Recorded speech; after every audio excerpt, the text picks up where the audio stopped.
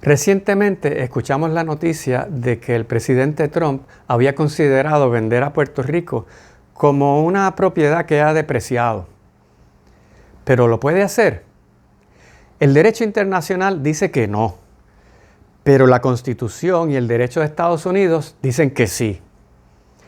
Se habla mucho del Tratado de París de 1898 como la manera de entender el colonialismo de Puerto Rico actualmente.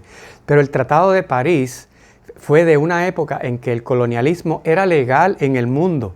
Así que si en diciembre del 98 España le cedió Puerto Rico a Estados Unidos, lo podía hacer porque eso es lo que hacían en aquel momento los países que eran imperialistas.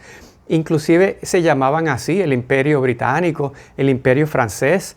Así que había una mentalidad en el mundo muy diferente sobre lo que era poseer un territorio y los habitantes de ese territorio.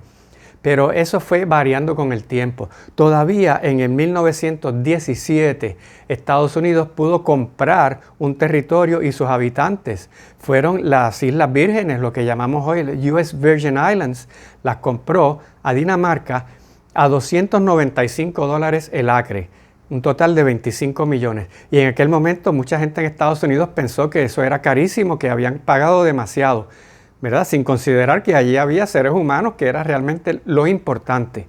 Eso fue en marzo del 17, el mismo mes que a Puerto Rico el Congreso le dio la ciudadanía. Es decir, Estados Unidos en ese momento le dijo al mundo que estaba en el Caribe para quedarse permanentemente.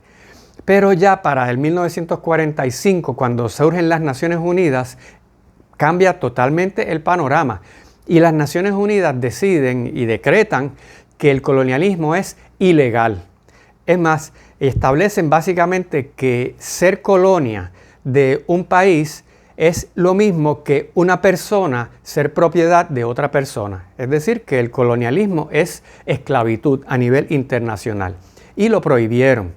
Inclusive en la década de 1960, en el 1960 se aprobaron dos resoluciones fundamentales, la 1514 y 1541 de toda la Asamblea.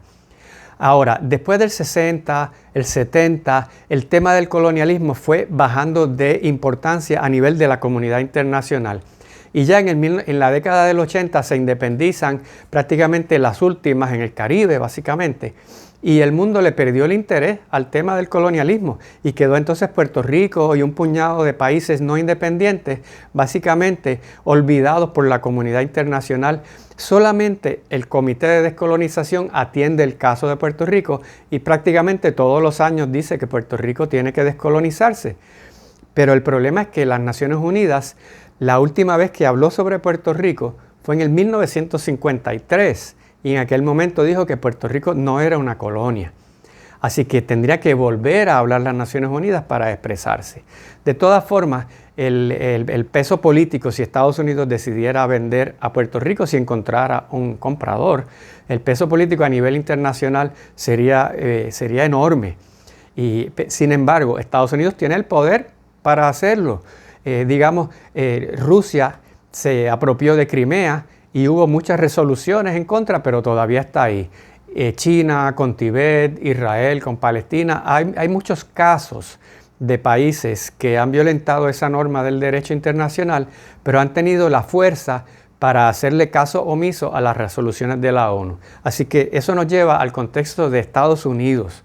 Y en el contexto legal estadounidense, cuando ocuparon Puerto Rico, Filipinas, Cuba, en el 1898, ellos no tenían un andamiaje legal para lidiar con colonias. Sí lo tenía Inglaterra, tenían hasta ministerios de colonias y todo eso, España también. Pero Estados Unidos no tenía eso y tuvieron que entonces tomar una decisión como país si iban a incorporar el concepto de colonia o si iban a descolonizar esos territorios. Y el Tribunal Supremo lo resolvió con la doctrina de la no incorporación, que no es otra cosa que justificar el colonialismo, porque establecen entonces que usted puede ser o parte de Estados Unidos o puede pertenecer a Estados Unidos pero no ser parte de ellos. Y eso es Puerto Rico.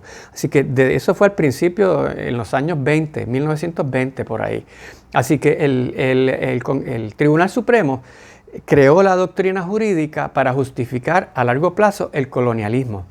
Y lo que pasa es que en Puerto Rico a veces no nos damos cuenta de que en Estados Unidos no hay 3 fórmulas de estatus. Aquí manejamos 3: estadidad, independencia y libre asociación. Pero para ellos la colonia o el territorio es también una fórmula estable y aceptable. De hecho, es la que prefieren, por eso es que la hemos tenido tanto tiempo.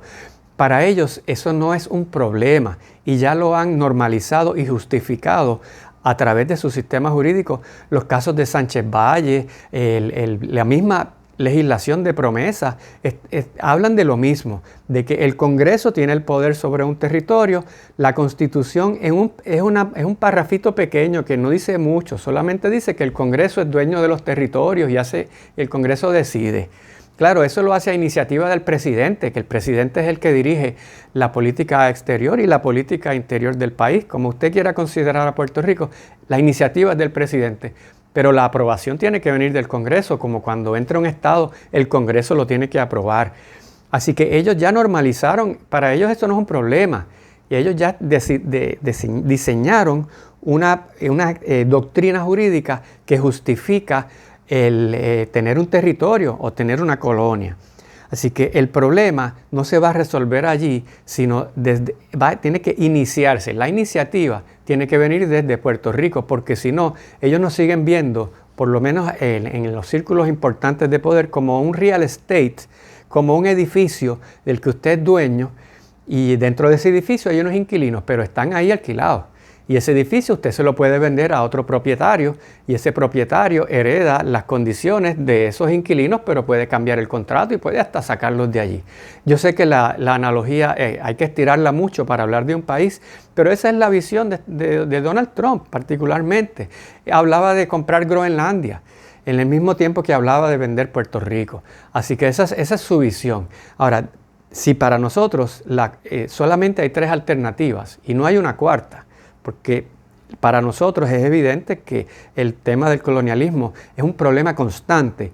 Entonces la iniciativa tiene que venir de Puerto Rico y tiene que venir desde una perspectiva en la que sea justa y honesta. No podemos seguir trayendo mecanismos que estén diseñados para favorecer a mi lado solamente. Por eso me parece que tenemos que sentarnos a hablar de alternativas. El plebiscito se ha tratado, eso es una alternativa, pero no nos ha llevado realmente a ningún sitio. Tal vez hay que comenzar ya a hablar de una asamblea de estatus para que se pueda por lo menos sentar a debatir el tema en un contexto en el que no sea ir a votar y que se pueda hablar un poco más sosegado. Y entonces comenzar a mover ese proceso desde Puerto Rico. Y hay que manejarlo luego entonces en 2 ámbitos adicionales. Hay que ir hacia Estados Unidos, al presidente y al Congreso, poner presión para que se den cuenta de que esto verdaderamente es un problema para nosotros, pero también para ellos. Y por supuesto mantener la presión en la comunidad internacional. Y es muy importante que la Asamblea General de las Naciones Unidas retome el tema, no solamente el Comité de Descolonización. Así que en resumen, ¿puede Donald Trump vender a Puerto Rico? ¿Puede Estados Unidos vender a Puerto Rico? Dentro de su sistema jurídico sí lo puede hacer. Dentro de la comunidad internacional, el derecho internacional lo prohíbe. Pero francamente, ahora mismo políticamente no da la impresión de que eso sea algo que vaya a suceder. De hecho, Estados Unidos no ha vendido ningún territorio. Los países que se expanden territorialmente no ceden esos territorios a menos que no tengan más remedio de hacerlo. Así que por ahora, para Estados Unidos, este estatus es estable, y es estable porque para ellos les conviene, porque ellos pueden decidir sobre esta gente sin tener que consultarle. Pero por eso es que es ilegal y es inmoral.